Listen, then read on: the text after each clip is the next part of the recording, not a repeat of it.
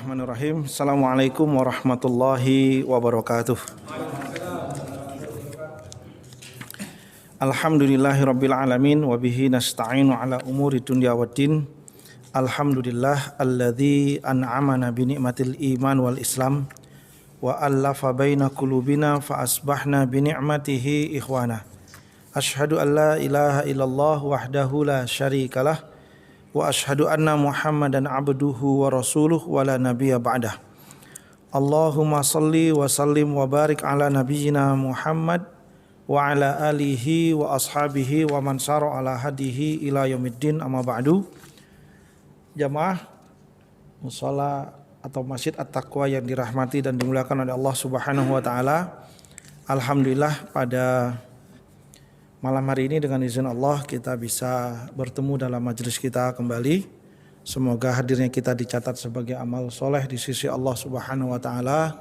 Kita niatkan untuk sama-sama thalabul ilmi dan kita niatkan untuk saling tawasobil haq wa tawasobil sabr. Pada malam hari ini kita akan memasuki pembahasan kitab Minhajul Muslim, yaitu mengimani tentang perintah atau wajibnya beramal ma'ruf nahi mungkar. Jadinya ini dimasukkan dalam pembahasan bab akidah. Kenapa masuk bab akidah? Karena di situ menghadirkan kesadaran tentang kesadaran dan keyakinan kita bahwa kita semua punya kewajiban yang sama untuk beramal ma'ruf nahi mungkar. Berarti pemahaman terbaliknya, jika seseorang tidak menghadirkan kesadaran untuk beramal ma'ruf nahi mungkar, berarti akidahnya bermasalah. Karena orang yang tidak beramal ma'ruf nahi mungkar berarti dia apa? Cuek, masa bodoh, gak mau tahu dengan urusan orang lain, dan itu bukan bagian dari karakter Islam. Karakter Islam itu apa? Bahwa dia peduli dengan dirinya, peduli dengan keluarganya, dan peduli dengan lingkungannya, dan itulah namanya amal ma'ruf nahi mungkar.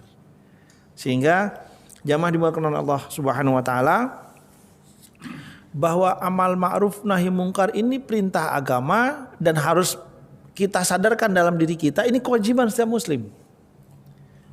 Di mana Allah berfirman, fadzakir innama anta muzakkir. Beri peringatan, kita semua punya kewajiban yang sama untuk memberikan peringatan. Siapapun kita punya kewajiban yang sama. Bahkan justru dalam surah Ali Imran ayat berapa itu ya? 113 kalau nggak salah ya. Wal takum minkum, a'udzubillahi minasyaitonir rajim, wal takum minkum ummatun yad'una ilal khair. Wal takum minkum itu perintah. Dan hendaklah ada di antara kalian orang-orangnya apa? Yad'una ilal khair, yang mengajak kepada kebaikan, ya'muruna bil ma'ruf wa yanhauna 'anil munkar. Yad'una ilal khair itu dalam bentuk apa? Amal ma'ruf nahi munkar. Bahkan dalam ayat yang lain di surah yang sama Allah menyampaikan, kuntum khaira ummatin ukhrijat linnas. Kita ini dianggap sebagai sebaik-baik umat oleh Allah Subhanahu wa taala jika apa? Kehadiran kita memang kita peruntukkan untuk kebaikan orang lain. Ukhrijat linnas. Dengan cara apa kita menghadirkan kebaikan untuk orang lain? Ta'muruna bil ma'ruf wa tanhauna 'anil munkar. Sehingga jamaah dimuliakan oleh Allah Subhanahu wa taala, kesadaran ini yang harus hadir dalam diri kita. Bahwa amal ma'ruf nahi mungkar ini adalah perintah Allah kepada setiap pribadi-pribadi kita sebagai seorang muslim.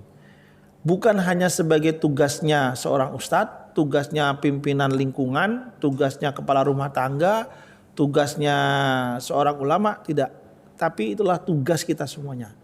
Bahkan ketika kita menjadari bahwa itu merupakan tugas kita sebagai seorang hamba Allah, maka sebenarnya kita telah menyematkan dalam diri kita suatu kesadaran bahwa kita adalah da'i ilallah.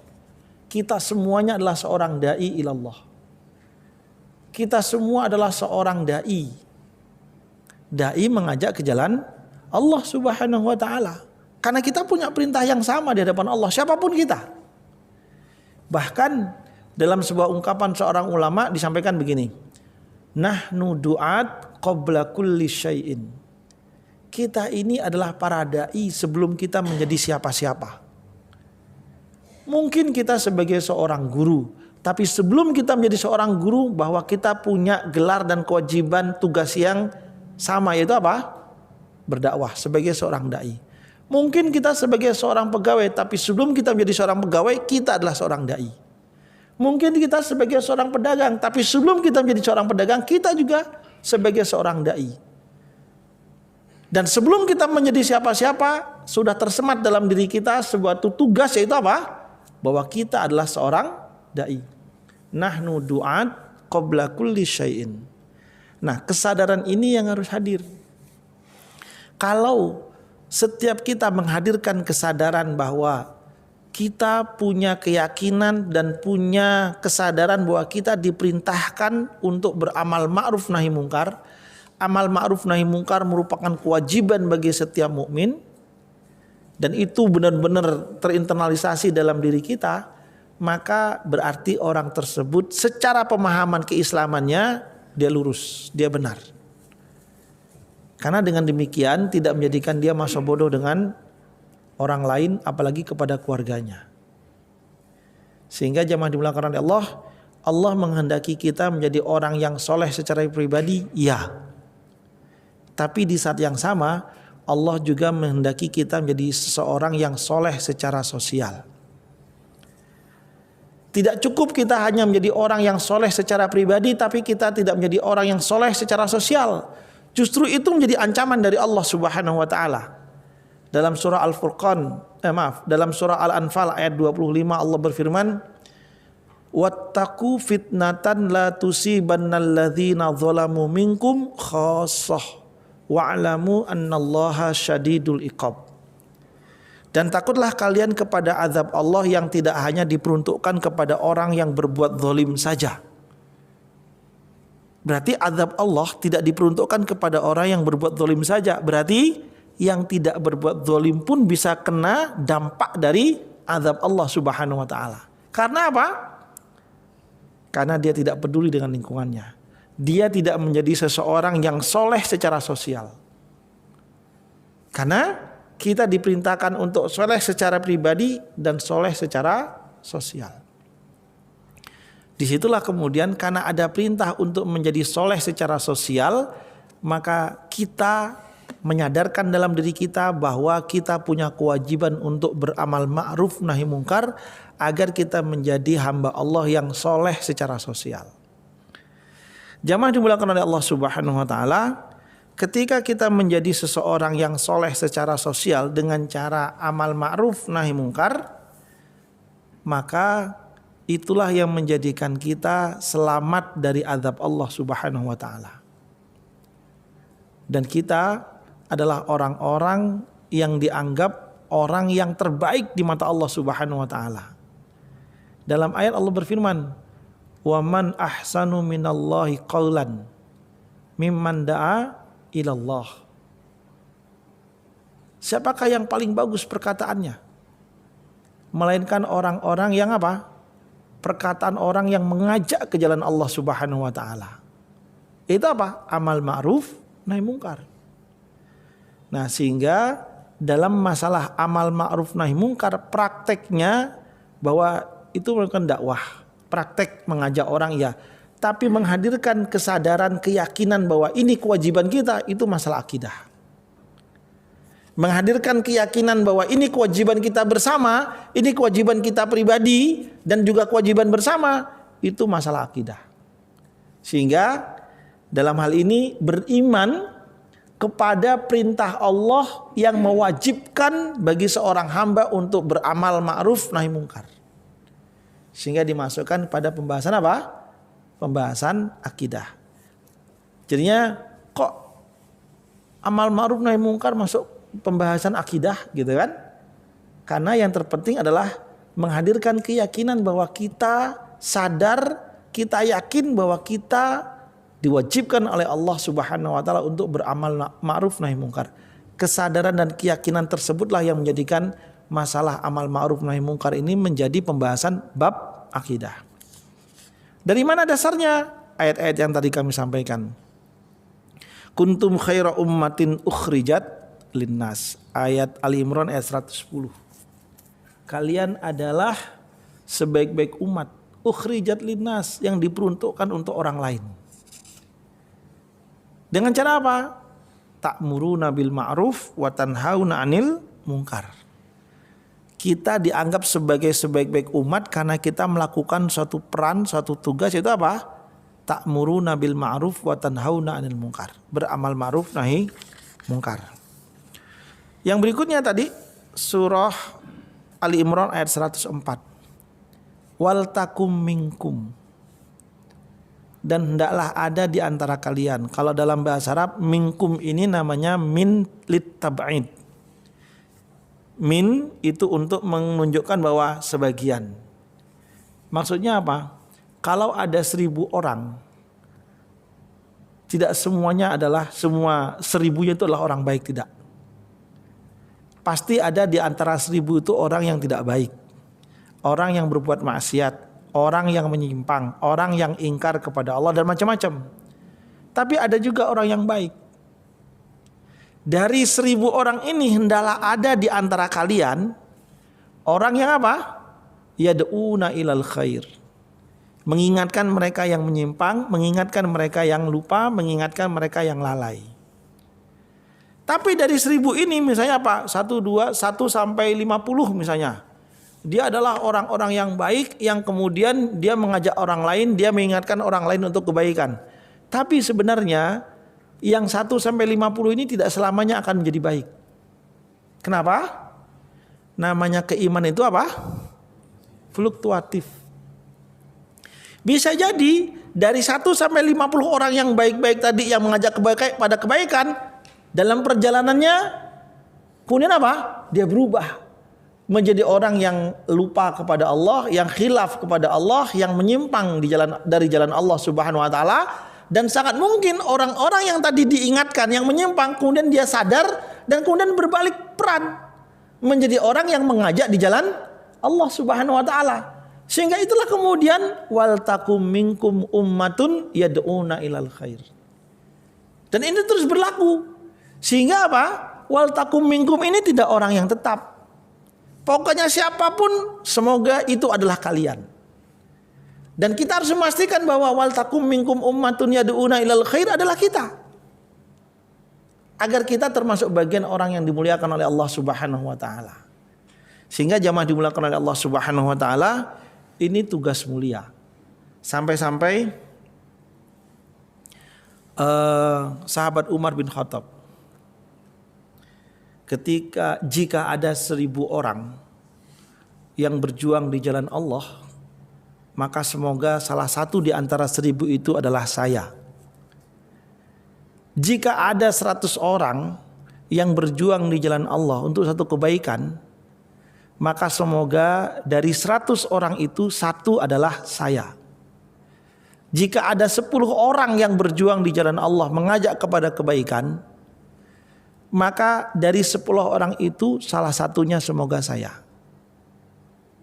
Dan kata sahabat Umar, jika hanya ada 1 orang yang berjuang di jalan Allah untuk mengajak kepada kebaikan, maka semoga yang 1 itu adalah saya.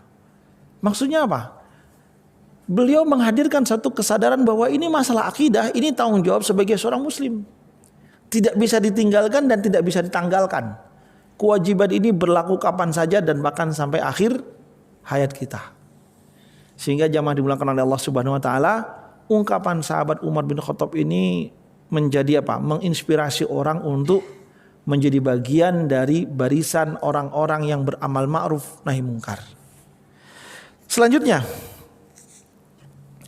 ketika berbicara masalah menghadirkan kesadaran bahwa kita harus beriman bahwa kita diwajibkan oleh Allah untuk beramal ma'ruf nahi munkar, adalah dasarnya dari hadis Rasulullah Shallallahu Alaihi Wasallam.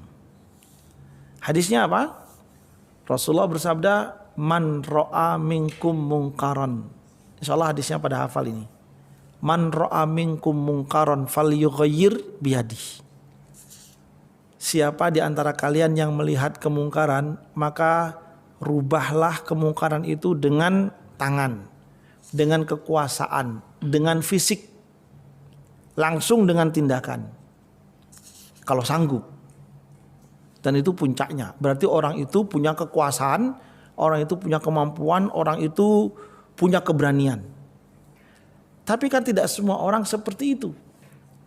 Jika tidak semua orang seperti itu, bukan berarti kemudian meninggalkan kewajiban untuk tetap berdakwah. Sehingga Rasulullah kemudian menurunkan gridnya. Fa illam yastati fabilisani. Kalaupun nggak sanggup untuk mencegah kemungkaran itu dengan tindakan, maka rubahlah kemungkaran itu dengan lisan. Dinasehati, diingatkan, ditegur, diluruskan dan segala macamnya dengan lisan kita. Sehingga ketika seorang menegurnya, maka itu bagian dari bentuk kesadaran bahwa dia telah melaksanakan apa yang jadi perintah Allah Subhanahu wa taala. Tapi kalaupun itu tidak bisa dia lakukan, karena tidak semua orang sanggup berbicara. Tidak semua orang sanggup untuk menegur seseorang secara lisan sekalipun, apalagi dengan tindakan. Bisa jadi karena faktor, aduh dia kan lebih tua, aduh nggak enak, dia kan tokoh, aduh saya kan jauh lebih muda, aduh pendidikan saya kan tidak setinggi dia. Kan banyak yang seperti itu. Nah kalau itu pun terjadi pada diri kita, maka itu pun tidak menjadikan kemudian kita terbebas dari kewajiban dakwah. Tidak menjadikan kita terbebas dari kewajiban untuk beramal ma'ruf nahi mungkar. Sehingga Rasulullah turunkan lagi gridnya. Fa illam yastati, kalaupun menegur, beramal ma'ruf nahi mungkar dengan lisan pun tidak sanggup dia lakukan, maka apa? Falyughayyir biqalbih, maka rubahlah dengan hatinya. Merubah dengan hati itu maksudnya apa? Bahwa dalam hati kita ada penolakan tentang perbuatan dia. Dalam hati kita ada sesuatu ketidaksetujuan atas perbuatan yang dia lakukan. Dalam hati kita ada sesuatu yang menjadikan kita tidak ridho dengan perbuatan itu terjadi. Dalam hati kita ada sesuatu yang menjadikan kita marah kenapa perbuatan ini terjadi. Tapi hanya bisa dalam hati. Kalau istilahnya, kalau orang Jawa bilang apa? Hanya bisa sambat. Gitu ya mungkin ya. Aduh kok ngene sih gitu kan. Kok gini sih gitu. Kok dia melakukan seperti ini gitu kan.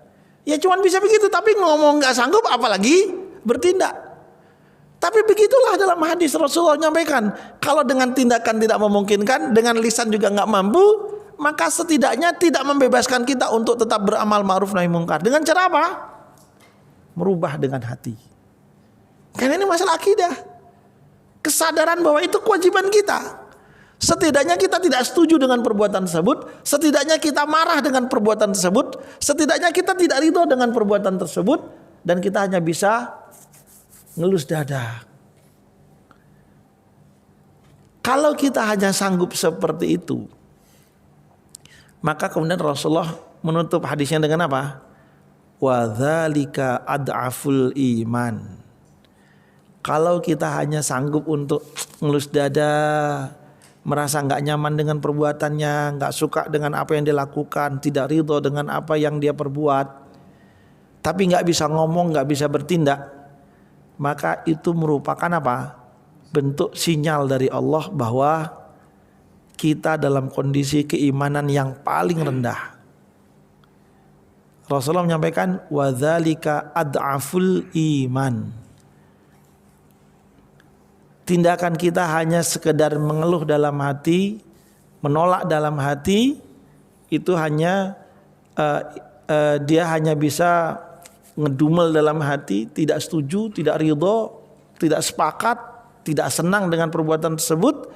Maka kata Rasulullah, itu merupakan apa? Tanda bahwa kondisi keimanan kita berada pada kondisi level yang paling rendah. Wa dzalika ad'aful iman. Bayangkan jika seseorang melihat kemungkaran, kemudian tidak ada rasa penolakan dalam dirinya. Melihat kemaksiatan, tidak ada hadir rasa tidak ridho dalam dirinya. Melihat kemaksiatan, tidak hadir rasa ketidaksetujuan atas perbuatan tersebut. Berarti apa? Keimanannya dipermasalahkan. Itulah kemudian kenapa amal ma'ruf nahi mungkar ini dalam buku ini dimasukkan dalam apa? Bab akidah. Bukan masalah perbuatan amal ma'ruf nahi mungkarnya, tapi menghadirkan keyakinan bahwa ini perintah setiap mukmin, itu yang namanya akidah. Sehingga jamaah dimuliakan oleh Allah Subhanahu wa taala, ketika seseorang tidak sanggup merubah dengan perbuatan, dengan lisan, bahkan dengan hatinya sekalipun, dia berada pada posisi keimanan yang sedang bermasalah. Karena kalau hanya bisa merubah dengan hati, itu adalah level terendahnya keimanan. Sehingga kalau kita perhatikan, orang yang paling dekat dengan kita siapa? Keluarga kita. Tapi coba lihat hadis Rasulullah SAW. Berhati-hatilah kamu dengan sifat dayyus. Dayyus. Kemudian sahabat bertanya, dayyus itu apa ya Rasulullah? Dayyus itu adalah membiarkan kemaksiatan ada dalam rumah tangganya. Membiarkan. Padahal dia sebagai kepala rumah tangga misalnya, ada anggota rumah tangganya, ada anggota keluarganya yang melakukan maksiat. Dengan tindakan tidak dia lakukan, dengan lisan dia tidak berbuat, hati pun dia juga tidak berontak, tidak menolak. Cuma membiarkan, terserah dia lah, suka-suka lu dah, gitu kan? Itulah yang dikatakan oleh Rasulullah apa? Dayyus. Dan kemudian Rasulullah menjelaskan, kalau ada seseorang bersifat seperti dayyus tadi ini, maka kata Rasulullah apa? Dia tidak akan mencium bau surga, apalagi memasukinya. Bayangkan, mencium bau surganya saja tidak, apalagi masuk. Dan Rasulullah menyampaikan, padahal bau surga itu bisa dia cium dari jarak di sini sampai sini. Maksudnya apa? Ribuan kilo itu sudah tercium bau surga. Dia mencium aja enggak. Mencium indahnya surga itu, dia enggak mencium itu. Kalau kita masuk sebuah ruangan, di situ ada parfum, rasa wangi itu, aroma wangi itu menghadirkan kenyamanan bagi kita kan. Enak kali, pasti kita senyum. Tapi kalau kita masuk ruangan, baunya apek, bau bangkai, bau kaswa, pasti wajah kita berubah. Pasti gitu kan? Apa ini? Gitu kan? Tapi kalau kita masuki ruangan yang harum dan segala macamnya, pasti gini kita. Pasti gitu kan? Dari situ saja kita sudah bisa melihat bahwa apa? Surga itu jauh lebih itu. Padahal aromanya bisa dicium dari jarak yang jauh. Menciumnya saja tidak, apalagi memasukinya. Gara-gara apa? Kita tidak mengambil peran untuk beramal ma'ruf nahi mungkar kepada orang yang paling dekat dengan keluarga, dengan diri kita. Yaitu siapa? Keluarga. Yang hadir di sini kepala rumah tangga semua, bapak bahasanya. Punya istri, punya anak-anak. Kalau sampai membiarkan kemaksiatan itu tetap ada dalam rumah tangganya, nauzubillah min dzalik. Jangan sampai kemudian kita dikategorikan sebagai dayyus. Jika ada anggota rumah tangganya yang istrinya masih belum memakai jilbab, hati-hati. Itu kemaksiatan. Membiarkan kemaksiatan dalam rumah tangganya, itu dayyus. Anak-anaknya pun demikian, dibiarin membuka auratnya. Bahkan dibiarkan anaknya kemudian dibonceng dengan laki-laki yang bukan mahramnya. Membiarkan anak perempuannya pacaran, pergi ke sana kemari. Itu namanya apa? Dayyus. Nauzubillah min dzalik. Sehingga jamaah dimuliakan oleh Allah Subhanahu wa taala, dengan hadis inilah yang menjadikan kemudian kita harus perlu berhati-hati. Kita enggak tahu, terkadang bisa jadi Allah menguji seseorang itu lewat anak. Allah menguji seseorang lewat anak. Ketika anaknya bermasalah, belum tentu bapaknya bermasalah, karena bisa jadi ini merupakan apa? Ujian dari Allah Subhanahu wa taala. Tapi bisa jadi juga merupakan teguran. Ketika anaknya bermasalah, bisa jadi ini merupakan teguran dari Allah bahwa orang tuanya juga bermasalah. Dan yang bersangkutanlah yang tahu. Kalau berbicara masalah yang pertama, Nabi Nuh alaihi salam. Apakah berani kita mengatakan bahwa Nabi Nuh adalah orang yang bermasalah sehingga kemudian anak dan keluarganya bermasalah? Seorang nabi, tapi tidak bisa menyelamatkan keluarganya. Itu ujian. Dan peluang ujian ini sangat mungkin terjadi pada siapapun, berlaku kepada siapapun. Sehingga mohon maaf, saya secara pribadi menyampaikan ke beberapa teman. Saya punya anak yang sudah dewasa, sudah puber, rasa ingin tahunya tinggi, suka keluyuran ke sana kemari.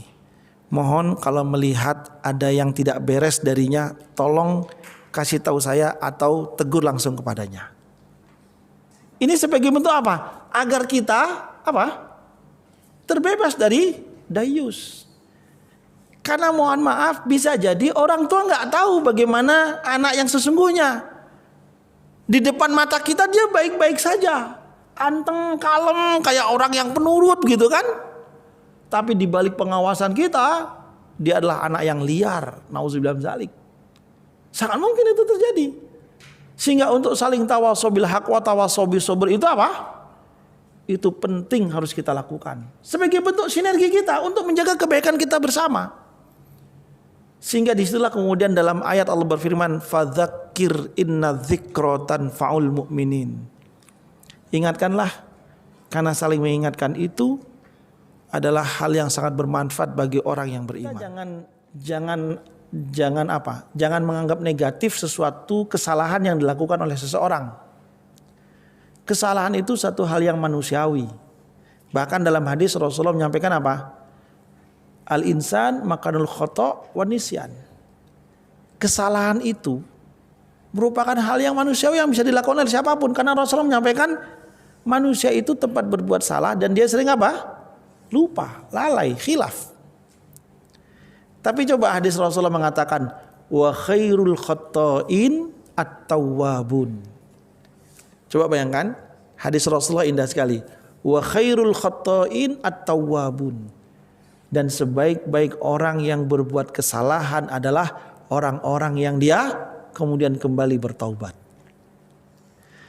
Kalau kita buka kitab Riyadhus Shalihin bab istighfar, dalam hadis dikatakan begini, jika di dunia ini tidak ada orang yang berbuat maksiat sehingga sampai-sampai tidak ada orang yang mengucapkan permohonan ampun, permohonan maaf, beristighfar kepada Allah karena tidak ada yang berbuat dosa, maka Allah akan menciptakan makhluk yang dia berbuat dosa yang kemudian akhirnya dia beristighfar kepada Allah Subhanahu wa taala. Maksudnya apa? Saking mulianya kalimat istighfar tersebut. Karena orang yang sudah mengungkapkan istighfar dengan pengakuannya itu bagian dari bentuk penghambaannya kepada Allah Subhanahu wa taala. Lihat dalam kitab Riyadhus Shalihin bab istighfar. Justru Allah akan ciptakan orang yang dia akan berbuat dosa dan kemudian dengan setelah itu dia kemudian apa? Beristighfar pada Allah Subhanahu wa taala. Nah, sehingga jemaah dimuliakan oleh Allah Subhanahu wa taala, ketika seseorang berbuat salah, maka terkadang dia enggak sadar kalau dia sedang melakukan kesalahan. Atau terkadang dia terlena dengan kesalahan yang dia perbuat. Kenapa? Menyenangkan, mengenakkan. Seringkali begitu kan? Sehingga ada ungkapan begini, neraka itu dilingkupi dengan hal-hal yang indah-indah dan mengenakkan. Surga itu dilingkupi dengan hal-hal yang apa? Susah dan menyakitkan. Nah, demikianlah orang kalau berbuat maksiat kesannya jadi apa? Nyaman, seneng, enak kan gitu. Coba aja lihat. Orang mabuk-mabukan, ya dia seneng. Kayak nggak ada masalah dalam hidupnya. Orang yang berzina, nikmat baginya. Kan begitu. Tapi coba, ketika seorang tidak boleh berzina, dia nahan, nikah nggak bisa, belum bisa gitu kan. Tapi zina dilarang. Kan repot itu. Gimana cara pelariannya? Disuruh puasa udah berbulan-bulan gitu kan. Sehingga itu berat memang untuk mengawal itu semuanya. Nah, tapi ketika ada orang yang jebol juga pertahanannya, okelah dia bersalah di hadapan Allah. Tapi dia akan menjadi orang yang mulia di hadapan Allah ketika dia mengakui kesalahan dan kemudian apa? Dia bertobat, beristighfar pada Allah Subhanahu wa taala. Nah, kenapa seorang itu kemudian dia bisa bertobat, kembali beristighfar kepada Allah, kembali ke jalan Allah? Karena ada peran amal ma'ruf nahi mungkar. Peran itu yang menjadi mulia. Kalau orang yang tadinya berdosa kemudian kembali menyebut nama Allah, kembali beristighfar, bertobat, kemudian dianggap mulia oleh Allah Subhanahu wa taala, maka orang yang menjadikan seseorang itu sadar atas kesalahannya, kemudian dia beristighfar dan bertobat kepada Allah, maka punya nilai yang jauh lebih mulia di sisi Allah Subhanahu wa taala. Sehingga disitulah kemudian ada ungkapan waman ahsanu minallahi qaulan mimman da'a ilallah wa amila shalihan. Siapa yang paling bagus perkataannya? Melainkan orang-orang yang apa? Mengajak kepada jalan Allah dan mengajak untuk beramal soleh. Sehingga jamaah dimulakan oleh Allah Subhanahu wa taala, berarti intinya kemuliaan itu bermula dari apa? Amal ma'ruf nahi mungkar. Kemuliaan itulah yang harus kita yakini bahwa ini perintah agama. Nah, sekarang masalahnya adalah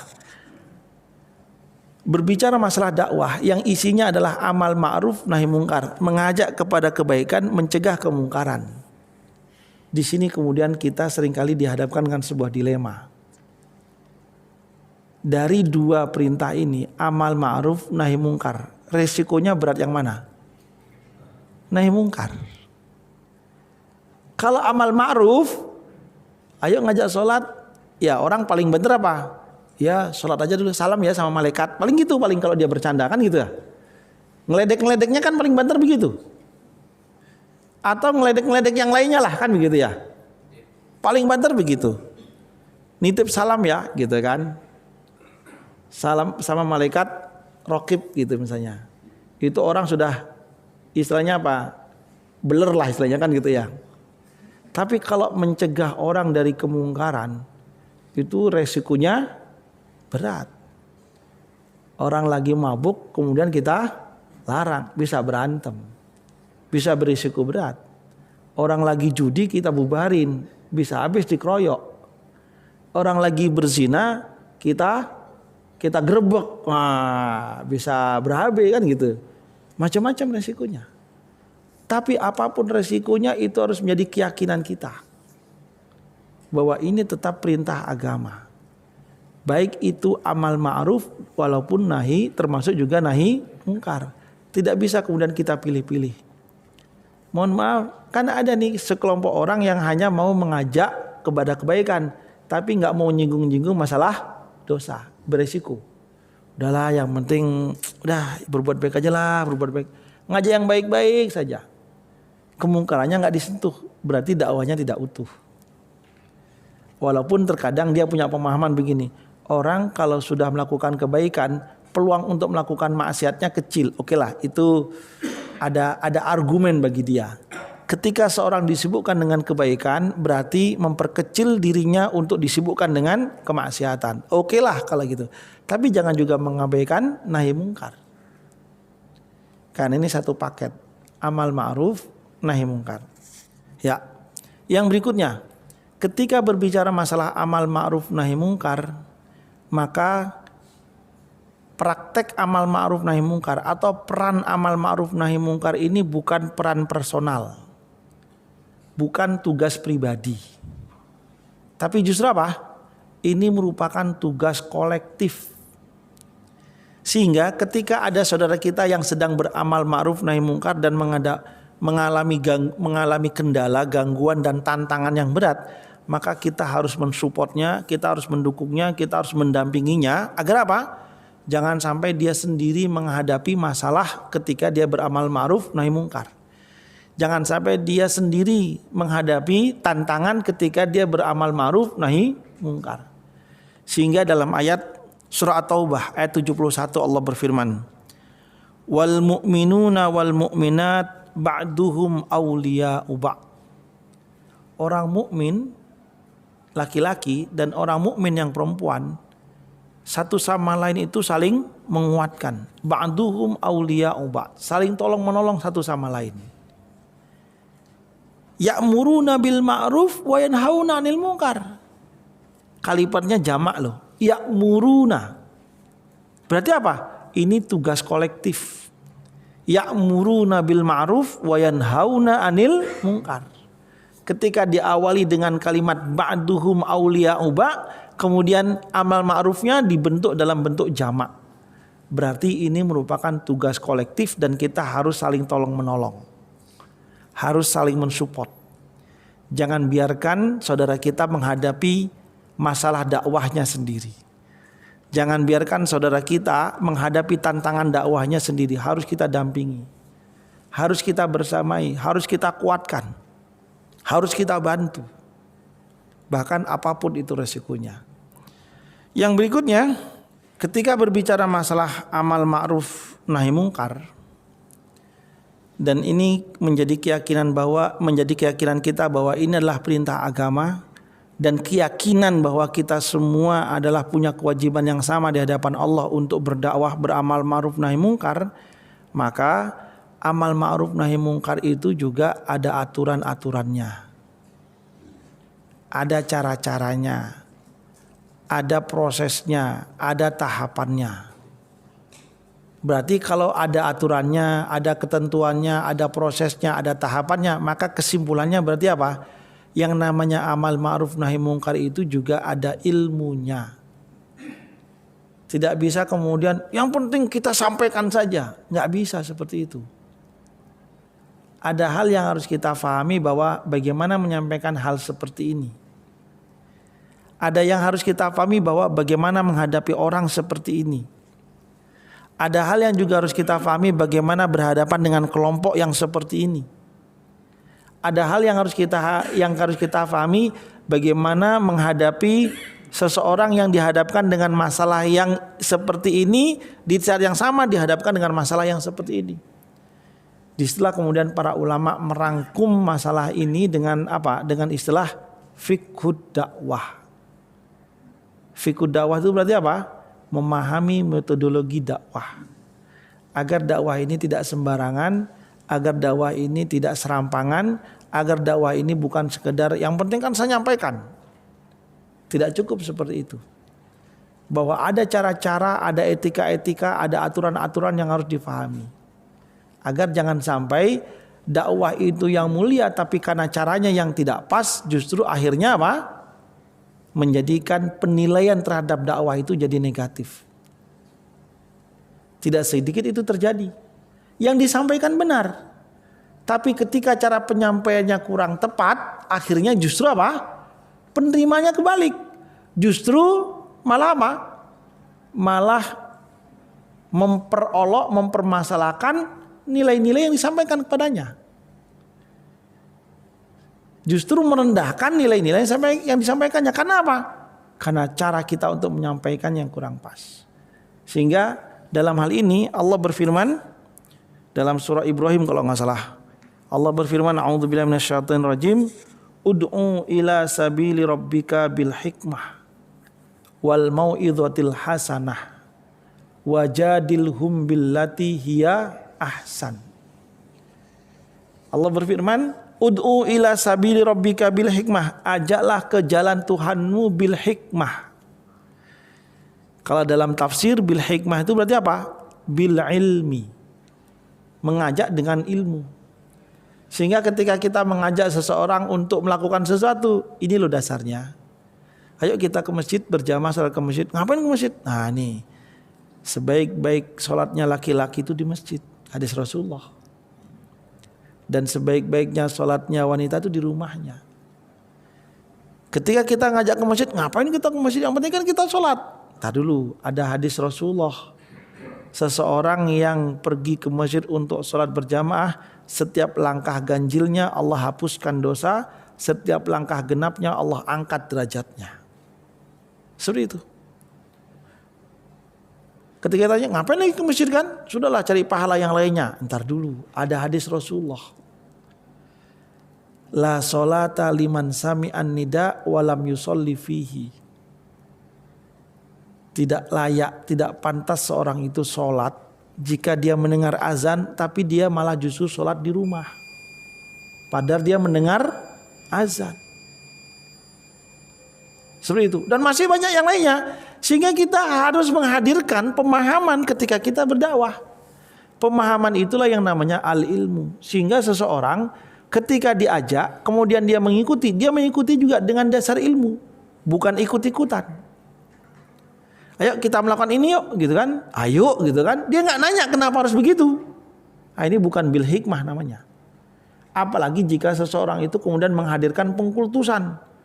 Pokoknya kalau dia ngajak ngikut aja deh. Nggak perlu tahu, nggak perlu nanya dasarnya apa. Dan ini tidak dibenarkan dalam Islam. Kita yang menyampaikan dakwah, amal ma'ruf nahi mungkar harus didasari dengan ilmu. Mohon maaf sekali, kalau nggak salah tahun 2009 atau 2009an, awal-awal saya coba mengangkat masalah riba. Apa istilahnya? Penolakan itu luar biasa. Dicemooh lah, dibahasakan patuh doen gitu kan, macam-macam lah ngomongnya kan gitu. Tapi oke lah, biarin aja. Yang penting ketika saya menyampaikan sesuatu, ini loh ayatnya. Ketika saya menyampaikan sesuatu, ini loh hadisnya. Kalau Anda menolak, berarti Anda menolak hadis. Ketika Anda menolak masalah riba, berarti Anda menolak Al-Quran, menolak firman Allah. Seperti itu. Makanya dasar itu harus kuat kita untuk menyampaikan hujah ketika kita berdakwah. Karena apa? Ud'u ila sabili rabbika bil hikmah. Ketika berbicara masalah riba, kemudian saya bilang, udah gini aja, kita nggak usah debat. Antum baca nih Al-Baqarah 275 sampai 279. Atau langsung kepada poin 279. Ya ayyuhalladzina amanu wa dharu ma baqiya minar riba in kuntum mu'minin. Wahai orang-orang yang beriman, tinggalkanlah sisa-sisa riba, sekecil apapun riba, jika kamu orang yang beriman. Di situ kemudian kita tanya, antum orang beriman? Ya, ini perintahnya. Kalau antum nggak mau mengikuti aturan riba, berarti keimanan antum dipermasalahkan. Dikembalikan begitu. Lanjutkan ayatnya. Faman lam yaf'al fa'dzanu biharbim minallahi wa rasulih. Siapa yang tidak mau meninggalkan riba, berarti sama halnya nantangin Allah dan Rasulnya untuk diajak perang. Hebat ente. Allah ente tantang, hebat sekali.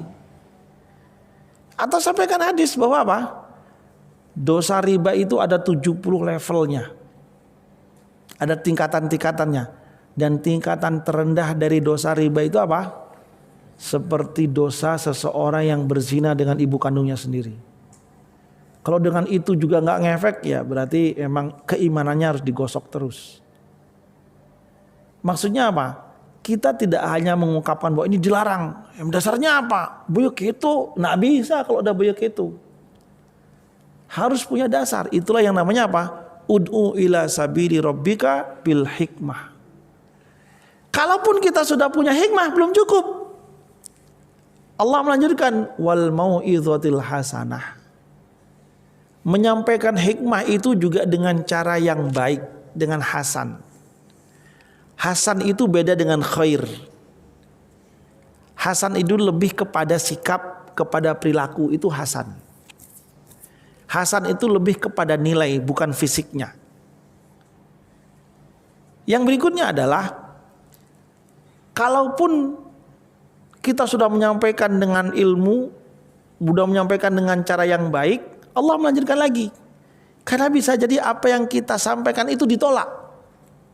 Dia masih punya argumen macam-macam, sangat mungkin itu. Allah melanjutkan, wajadiluhum billati hiya ahsan. Kalaupun terjadi silang pendapat, saling berargumentasi, masing-masing punya dasar dan segala macamnya, kata Allah apa? Wajadilhum billati hiya ahsan. Bantahlah argumentasi mereka semua itu billati hiya ahsan, dengan cara yang terbaik. Bahasanya bukan cara yang baik, tapi apa? cara yang terbaik. Kalau cara yang terbaik bisa jadi cara ini baik, cara ini baik, cara ini baik. Tapi apa? Justru kita disuruh milih mana dari semua ini yang terbaik untuknya. Mana dari semua cara yang baik-baik ini pantas untuk dia. Disitulah makanya seorang mukmin yang sadar akan perintah berdakwah itu, dia harus punya pemahaman yang baik, pemahaman yang utuh tentang dakwah itu sendiri. Sehingga kita bukan sekedar yang penting nyampaikan, masalah dia terima atau tidak terserah gitu kan. Tapi bahwa cara menyampaikan juga itu penting. Dan disitulah kemudian prestasi keberhasilan Rasulullah dalam berdakwah itu terlihat dari apa? Dari cara. Satu ketika ada Arab Badui datang ke masjid.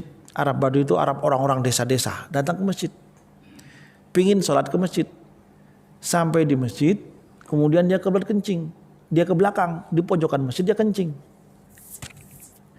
Dulu kan gak ada toilet, pojok masjid, sahabat pada marah gitu kan. Belagu banget, masjid dikencingin gitu kan. Sahabat Umar sudah mau menguruskan pedangnya, biarin dia sampai selesai. Sudah selesai, kemudian bawakan air. Setelah bawakan air apa? Kemudian bilang bahwa apa? Tidak pantas kencing di masjid. Dan kalau sudah terjadi, sudah kafarah dengan cara apa? Disiram, selesai sudah. Nggak usah dimarahin. Berarti apa? Kenapa bahasanya Arab Badui sebagai pemula ungkapan hadis tersebut? Berarti kita berhadapan dengan orang yang memang apa? Tidak tahu. Maksudnya apa? Kita dalam berdakwah juga harus melihat segmen dakwah kita ini. Dia ini orang yang tahu atau orang tidak tahu. Karena nanti sikap kita, cara kita juga akan berbeda. Orang yang sudah tahu tapi melanggar itu akan jauh berbeda dengan orang tidak tahu dan dia melanggar. Karena dia tidak sadar. Dan dia tidak tahu kalau itu satu kesalahan. Dalam Islam berbeda sikapnya. Jangan dipukul rata. Kisah yang lainnya. Rasulullah SAW suatu ketika didatangin seorang yang dia mengatakan, "Ya Muhammad, saya mau masuk Islam. Saya mau mengikuti aturan-aturan Islam. Tapi satu yang saya nggak bisa ikutin. Itu apa? Zina. Zina ini hobinya. Saya tidak mau meninggalkan zina. Bisa nggak? Gitu kan? Rasulullah tidak langsung, nggak bisa, harus enggak. Kemudian kata Rasulullah, oh gitu, ya sudah gini aja. Kamu punya ibu? Punya. Punya saudara perempuan? Punya. Punya anak? Punya. Punya istri? Punya. Begitulah kurang lebih. Kamu suka nggak kalau ibu kamu dizinai oleh orang lain? Ya nggak suka, gitu kan? Kamu suka istri kamu dizinai oleh orang lain? Nggak suka. Kamu suka anak kamu dizinai oleh orang lain? Nggak suka, gitu kan? Ya sama. Wanita yang kamu zinai itu juga nggak suka. Keluarganya nggak suka kalau saudara perempuannya, anak perempuannya kamu zinai. Menjadikan orang tidak suka, marah itu dilarang dalam Islam. Oh gitu, ya sudah. Hanya dia menerima Islam dengan utuh, tidak pilih-pilih. Banyak kisah lah. Kalau berbicara masalah bahwa dakwah Rasulullah itu dikemas dengan begitu indah, disampaikan dengan begitu apik, sehingga apa? Orang menerima Islam itu memang jadi baik, tidak justru jadi sebaliknya. Walaupun memang ada penolakan, ya. Ada hal-hal yang menolak, ya. Itulah berhadapan dengan orang yang sombong, orang yang jahil dan segala macamnya. Tapi dari awal kita harus menyadarkan diri kita bahwa ini kewajiban yang harus didasari dengan ilmu, harus dikuatkan dengan pemahaman, agar pemahaman yang kita sampaikan tentang dakwah itu diterima dengan baik. Tidak sekedar urusan dia mau terima atau tidak terserahlah gitu kan. Nggak cukup seperti itu. Itu aja mungkin terkait dengan masalah menghadirkan keyakinan bahwa amal ma'ruf nahi mungkar itu adalah kewajiban kita semuanya, kewajiban kita pribadi, dilakukan secara kolektif dan kemudian dijalankan dengan cara yang bijak sehingga dakwah ini menghasilkan hasil yang baik. Tidak justru sebaliknya. Wallahu a'lam bishawab.